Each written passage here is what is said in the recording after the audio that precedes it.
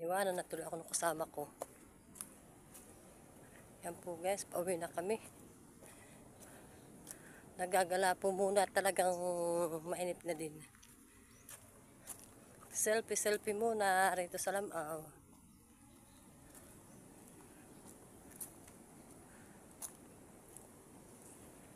Po guys, oh.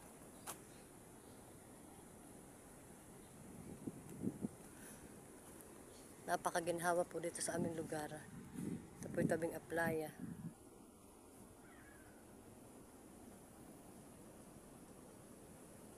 Tapos pag gusto mong mag-picnic, dito po ay piknikan, ayan. Yan pong Lamaw na ayan.